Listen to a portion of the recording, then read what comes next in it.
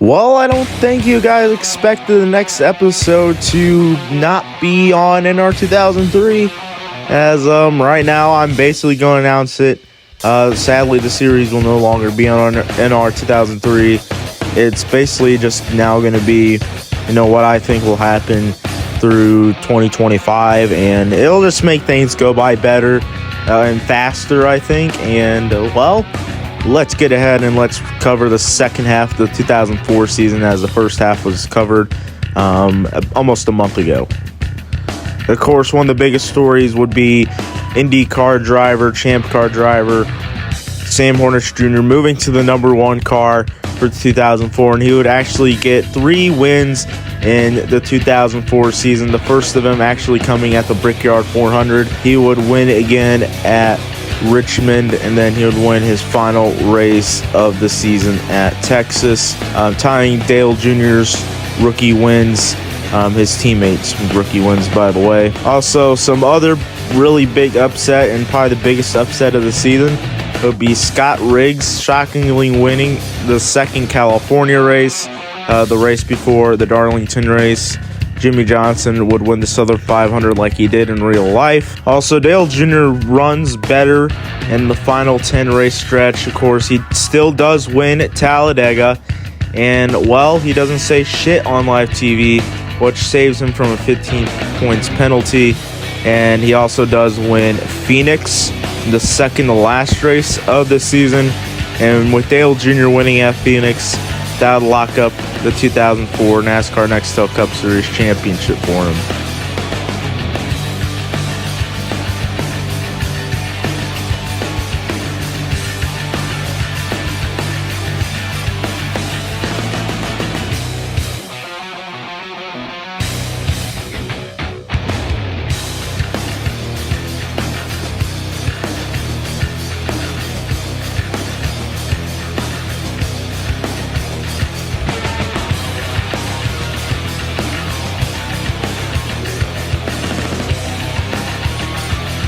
Alright, here's the silly season changes for the 2005 season. Of course, Ricky Rudd, Rusty Wallace do announce their retirement at the end of 2005. And we all know in real life, Mark Martin planned on retiring too.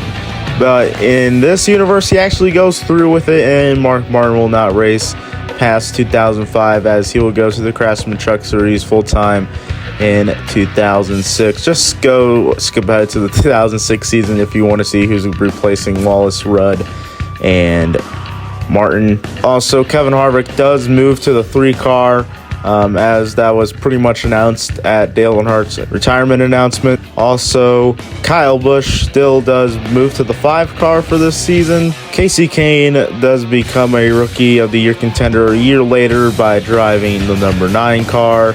Jamie McMurray finally becomes a Rookie of the Year contender in 2005, as he'll be driving the 77 for Team Penske. And also, I guess in sponsorship news, FedEx does become a full-time sponsor on Bobby Labonte as Interstate Batteries.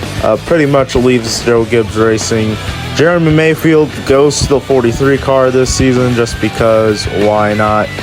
And those are really, I guess, the big changes for the 2005 season. Also, one thing to mention, Denny Hamlin does sign to become a DEI/Richard Childress Racing developmental driver. That is kind of a what if on what if he went through with that. And him and Mark Truex Jr. will share the 81 part-time for 2005. So yeah, that does it really for silly season changes. Now going to schedule changes. There's really a lot of big ones here, of course. And like in real life, Auto Club does become the second race of the year. Mexico actually does get added to the Cup Series 20 years earlier. Becomes the 4th race of the season. Phoenix does get its spring date. Richmond moves back to its, I would guess you would say, normal date. It moves up about 3 weeks. Talladega moves back a week. By the way, if you guys are wondering where Gateway would be, because Gateway was in the spring ever since it came on the schedule in 2002. It moves to the summer right before the Daytona race, and will be a night race pretty much from now on, since it's going to be hot as balls in the summer. And Sonoma moves back to the summer months, and those are really, I guess, the big season changes. I guess the Summer Atlanta race does move back to the fall, and Rockingham does keep its date, or does stay on the schedule, and will be the third to last race in 2005. So now let's go over the race winners by race. In the season opening race in the Daytona 500, the late race debris caution does not happen, and Dale Jr. is able to haul off Jeff Gordon, and Dale Jr. would win his first ever Daytona 500. Auto Club in Las Vegas would stay the same, with Greg Biffle winning at California and Jimmy Johnson winning at Las Vegas. But with Mexico being on the schedule, winning the inaugural race there would be Sam Hornish Jr. picking up his fourth career win. And at the Nashville Superspeedway, Kevin Harvick would win his first race in the number 3 car, and Harvick would win his first race since the 2003 Southern 500. Moving on to the next race in Martinsville, Rusty Wallace would score his only win of the year, and this would be his final career win. It comes basically a year later. Greg Biffle picks up his second win of the season in Texas. Kurt Busch goes on to win at Phoenix the next week.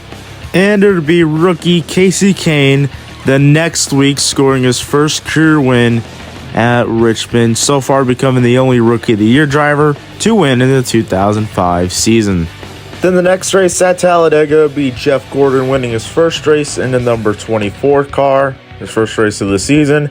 Then in Atlanta, we probably have one of the best finishes of the year, where Carl Edwards passes Jimmy Johnson, and Carl Edwards gets his first career win in the NASCAR Cup Series. But the next week in Charlotte, we would have the exact same type of finish, but it would be Jimmy Johnson passing Bobby Labonte for the win. And also, not to mention, Dale Jr. and Michael Waltrip would have a crash together in the race.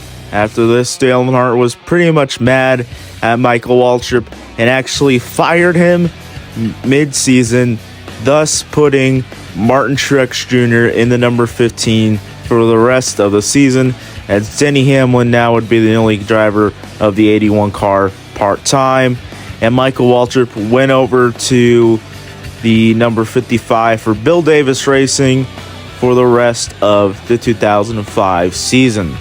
But moving on from that fiasco, in Dover would be Greg Biffle picking up his third win of the year, and at this point he's pretty much leading the championship. The next week in Kentucky, it would be Kevin Harvick getting the win. The next week in Milwaukee would be Carl Edwards picking up his second career win in the NASCAR Cup Series, and Carl Edwards would actually go back-to-back by winning at Gateway. But moving on into Sonoma, there would be a first-time winner and an underdog winner. This winner happened to be a road course ringer. Well, who would that road course ringer be? It would be sports car driver Scott Pruitt getting his first career win in the NASCAR Nextel Cup Series. He drove a fourth car for Chip Ganassi in the race, and Scott Pruitt would end up winning his first NASCAR Nextel Cup Series race at Sonoma. Next week, we have another first-time winner. After 5 years in trying, in his 5th season, Jason Leffler finally picks up his first career win for Joe Gibbs Racing at Daytona. After this race, he signs an extension through 2008. Then the next week in Chicagoland, defending Cup Series champion and this season's Daytona 500 winner, Dale Jr. wins, and this puts him second in points. His 2005 season is going way better than it did in real life. This puts him second in points, right behind points leader Greg Biffle. In New Hampshire, Tony Stewart would get his first win of the season. I mean, this point he's struggling in 2005, at least for Tony Stewart's standings, or for Tony Stewart's standards, as he is 5th in the points as of now.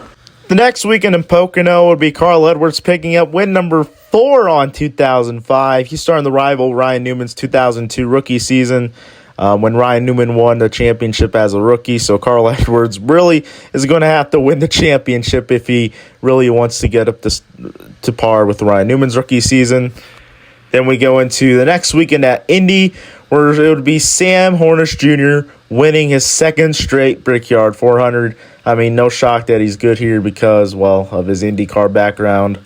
Next week in Michigan, it would be the 2003 Nextel Cup Series champion Bill Lester picking up his first win of the 2005 season. He's starting to regress a little bit, but not too much at this point. As the next week, it would be Sam Hornish Jr.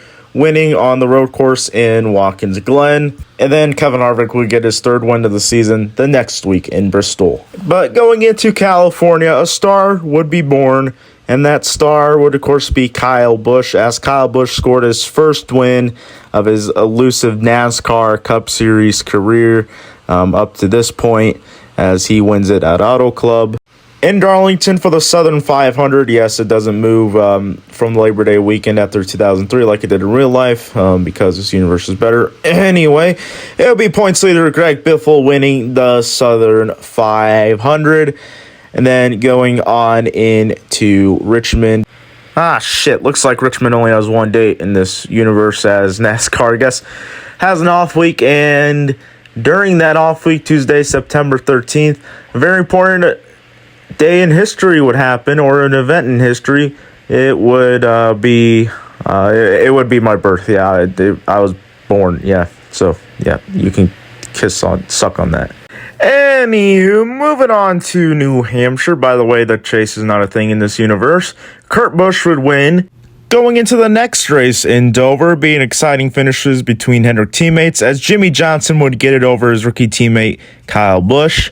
And then for the second year in a row, Dale Jr. would win the Fall Talladega race, getting his third win of 2005. Going into the Heartland in Kansas, in his final season, Mark Martin would win his only race of the year, and this would be obviously his final career win in the NASCAR Cup Series.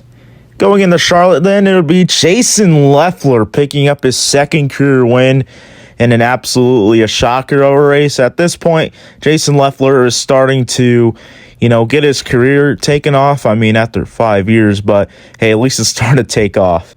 The next week, Jeff Gordon will get his second and final win of 2005 by winning in Dover. Bill Lester would win the race in Atlanta the next week.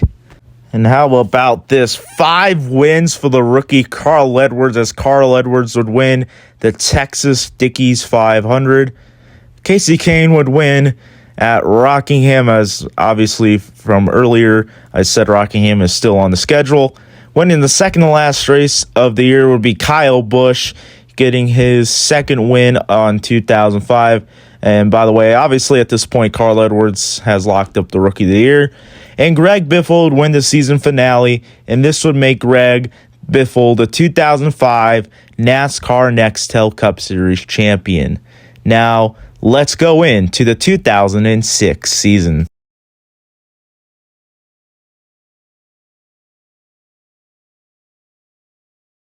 Wait, this ain't 2006 and 2. It's been like months, literally months, since I last recorded this and last touched this.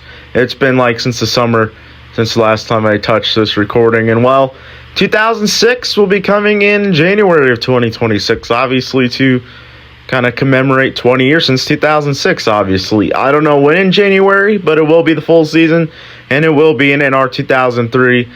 My guess is going to come out later in January. Just because you never know, stuff could be happening. Wink, wink. And also, it just works out better, and two, it gives me more time. It gives me 2 months to, I guess, produce a season and edit it and all that stuff. So, yeah. But for now, since you guys probably don't know what the hell's going on, this is pretty much my what if season, my alt history season. I might have said something like that at the beginning. I don't know. It's been months since I've really checked this out. So basically, I'm going to go over each of the Daytona 500 winners and the champions from 2000 to 2003. As you guys pretty much know who the champions are from 2004 to 2005, obviously. So let's do the 2000 to 2003 Daytona 500 winners and champions. In the year 2000, the Daytona 500 winner would be Rusty Wallace, as he would win his first And this would be his only Daytona 500 in this universe, as he retired after 2005. And the champion, well, would be the man himself, Dale Earnhardt, who would win his 8th NASCAR Cup Series championship. And yes, this would be his final championship, as he would not be able to win 9. In 2001, the Daytona 500 winner was Ricky Rudd. Yes, Ricky Rudd would get his Daytona 500 in this universe. And the champion would be, well, the only, I guess, real-life champion to mirror the same one in that exact year. I know it's kind of hard to explain and say it, but yeah, Jeff Gordon would win the 2001 NASCAR Cup Series championship. In 2002, it would be John Andretti. Yes, John Andretti would win the Daytona 500 in car number 43. And it would be rookie Ryan Newman. Yes, Ryan Newman won the 2002 NASCAR Cup Series championship. In 2003, Ricky Rudd would win his second Daytona 500 in car number 42. Yes, he did move over to Chip Ganassi Racing in this universe. I probably did say something like that earlier, but yeah, this would be his final Daytona 500. And the champion that year would be Bill Lester, the first African-American NASCAR Cup Series champion. So yeah, that's pretty much the full speed on this series. This series started in January 2024. It was announced in December 2023, and basically since the old channel got deleted, you guys can't see 2001 to 2000 to 2003, and basically the first half of 2004. And so that's kind of why I kind of gave you guys up to speed. There will be a full spreadsheet in the description, kind of displaying the winners from 2000 to 2003, and maybe some stuff from the future seasons of this whole alt NASCAR history thing. So hope you guys enjoyed it. This is DWR. This video is finally going to get finished and published after, I don't know, months, probably since June, July, maybe even May. I might have started this like in May. And so yeah, this been out there for like 6 months. So I hope you guys enjoyed it. Don't forget to like and subscribe. Peace out.